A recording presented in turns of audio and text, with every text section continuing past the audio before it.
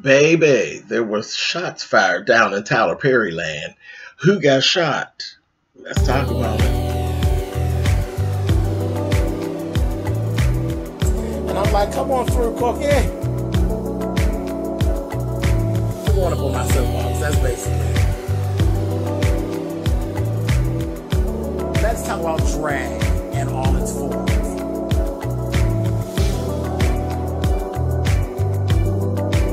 What, Cookie?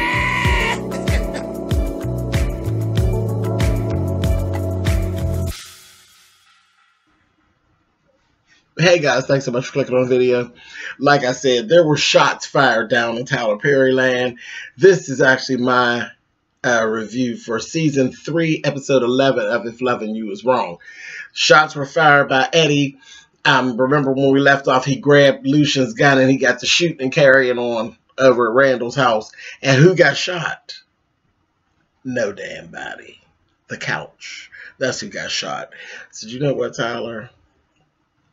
You're going to make me reach for you. You're going to make me reach for you. Because how are you trying to tell me that nobody got shot and you got a trained killer?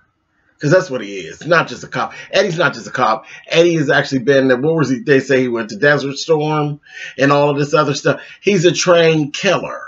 He hangs people from trees and all kind of shit. And you mean to tell me that he couldn't shoot Larry at point blank range? You're going to make me retch for you. Yes, you are. Anyway, whatever. So, all in all, nobody got shot. Lucian got his gun back off of Eddie.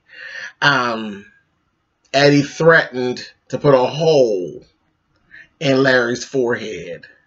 No, Randall. He threatened to put a hole in Randall's forehead and said he can't wait to finish him off. So you've actually sat here and admitted to trying to kill him before. Then he told Larry, but you're first. You're going to get it first. I'm going to get you first.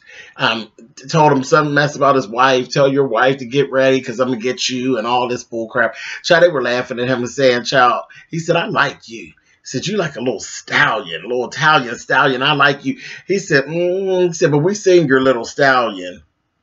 I said, oh, no, he didn't. Just all out with the bullshit. I said, oh, my gosh. Okay, whatever. So nothing really happened there. Next, we actually had a whole little thing with Lucian and Ian.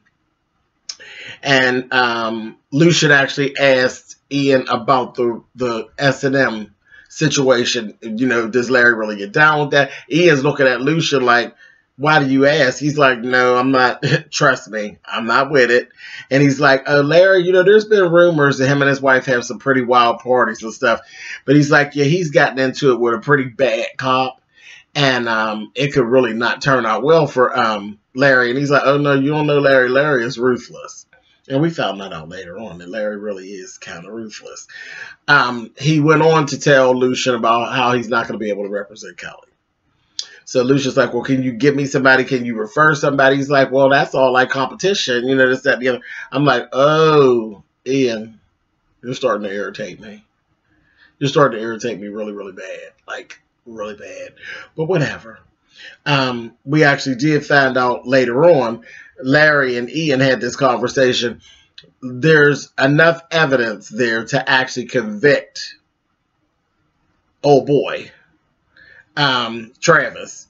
You know, they have like the GPS on his car, I think showed that he had went past Kelly's house like 46 times in one day. And all of this kind of stuff. So he had all of that. He had the actual proof that he had went and used her accounts and messed up her credit lines. He had all of that information. And Larry told him, I don't give a darn what it is. Bury it. Bury the evidence and get rid of it. And he's like, but Larry, she's innocent. He's worse than his brother is. He's like, did you hear what I said? I said, bury it. I said, oh. That Larry is a bastard, honey. Larry is like the black equivalent of Eddie. So the two of them are formidable foes. They're going to be interesting to see them two go at it. And that's the only thing I think is going to keep me hanging around. Next, we got Esperanza and Steven. They finally got it in. Child, they finally got it in. And she's telling him, you know, it's got to be kept on a down low. Don't be looking at me when we're out and this, that. You know, she's going on and on with her bullshit. And she's like, you know, and I'm going to be controlling everything, this, that, thing, the other. He's like, yeah. She was giving us a little, like, dominatrix. I said, Tyler, you telling all your business. All of your business. She was giving dominatrix. Get on your knees. You know, she made him get on his knees and suck her box and all of this kind of carrying on. Then she woke him up and put him out in the morning. I said, well, first of all, you're not supposed to let him stay, honey. When you're trying to run something like this, you ain't supposed to let him stay overnight, sleeping and cuddling. That's not, dominatrix don't cuddle, sweetie. You don't smack nobody with a cat of nine tails and then get in spoon with them, honey. You smack them with a cat of nine tails and you put them out in the cold. Oh, now I'm telling my business. Anyway, how do I know that, honey? Somebody told me. Anyway, moving on. Okay, so we got all that bull crap. I'm like, this is stupid. Anyway, so then you got Alex and Brad. They're going back and forth because he don't believe nothing that come out of her mouth because she's a tramp. And she's killing me because she's acting like she doesn't understand why he doesn't trust what she says.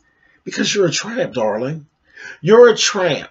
You're a tramp who went for months and months and months outside into the shed to be banged by the black man next door. Who is supposed to listen to what you have to say? Don't nobody want to hear what you got to say? Whore. You're a lying whore. Nobody wants to hear what you say. And he's just having a hard time with it. Anyway, Marcy and Randall end up getting into it. Marcy calls Larry's phone so she could get Larry together about telling her secret, baby, and that daggone Randall answered the phone. And the two of them get to going back and forth. And she ended up finally getting, well, after that happened, because, of course, you know, Larry stayed the night over at their house. I said, y'all are looking very, very gay at this point. Okay, living for it, but okay. So Randall and Larry ends up getting into it because he's like, you really did. It's true. She really is pregnant, this, that, and the other. Him and Larry get back and forth at it. He get up in Larry's face. Larry's like, okay, whatever. Let me go. Let me get out of here.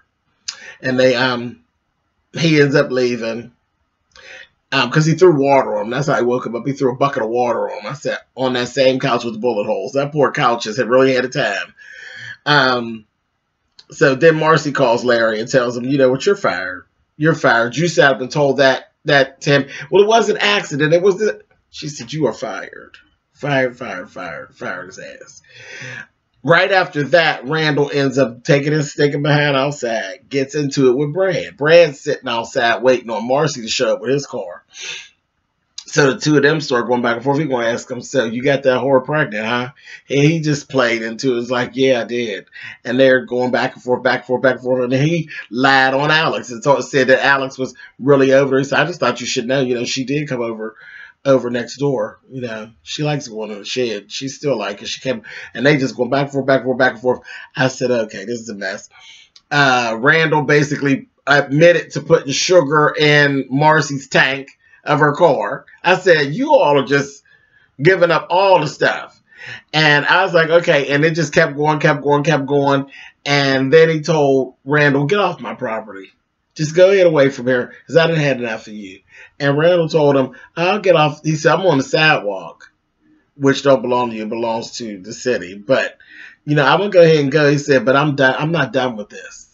I'm not done with this. I said, child, you're going to keep on messing with Brad. Brad is going to hang you from the top of the house, from the chimney. Keep on playing. I'm here for it whenever he does. So that was that. Last thing, Kelly goes down to the station with Lucian. And, you know, we're figuring we're going to get her all straightened away, go find her another lawyer, and they can go ahead and question her and all of this. DA comes in.